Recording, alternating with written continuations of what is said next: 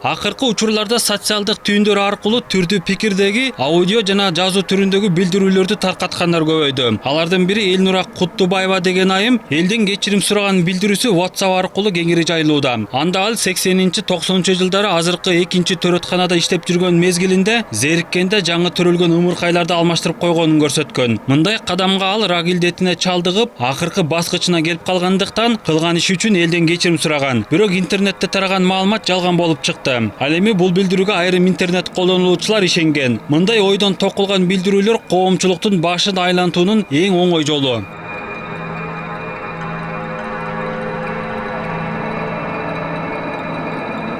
Любая поступающая информация, вы должны задавать вопрос, кто это написал и зачем, почему.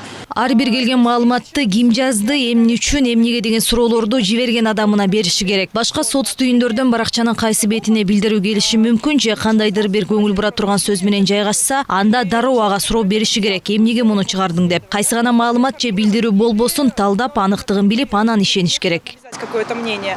То есть всегда должен вот этот вопрос, он быть таким фильтром, когда вы воспринимаете информацию, любую.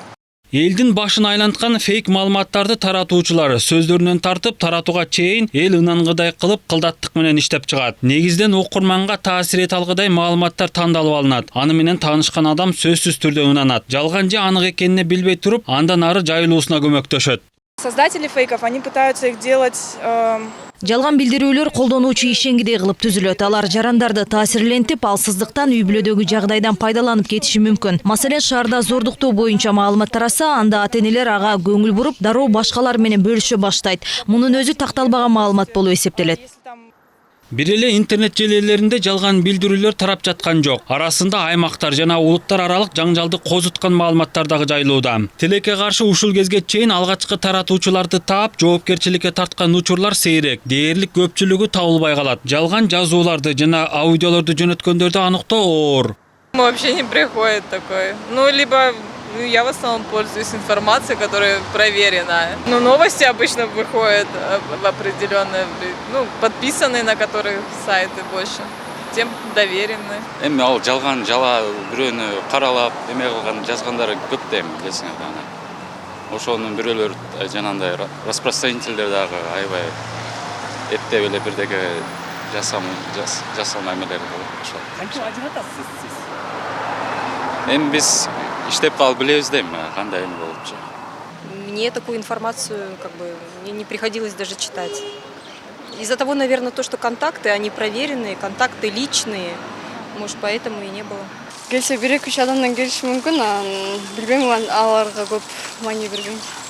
Баш айландыра турган билдирүүлөр көпчүлүк учурда саясий абал туруксуз учурда күчөйт. Калпы чын аралаш маалыматтар менен коомду ишендирип, өлкөгө бүлүк салуу эң оңой болуп эсептелет. Же болбосо улуттук, аймактык кастыкты козутуу мүмкүн. Учурдагы кырдаалды пайдаланып, провокациялык сөздөрдү интернет аркылуу жайылтпоо боюнча УКМК билдирүү таратты. Анда туура эмес кадамга баргандар кылмыш жоопкерчилигине тартылары эскертилген. Улуттук коопсуздук боюнча мамлекеттик комитети аймак аралык кастыкты козуткан жана башка чагымчыл материалдарды тараткан адамдар мыйзам чегинде кылмыш жообуна тартылаарын эскертет. Интернеттеги социалдык түйүндөрдө ушундай мүнөздөгү чагымчыл материалдар тарап жатканы, алардын максаты өлкөдөгү коомдук саясий кырдаалды курчутуу. Ушуга байланыштуу УКМК аймак аралык кастыкты козуткан материалдарды жасап, жайылтууга тиешеси бар адамдарды аныктоо боюнча ыкчам издөө иштерин жүргүзүп жатат.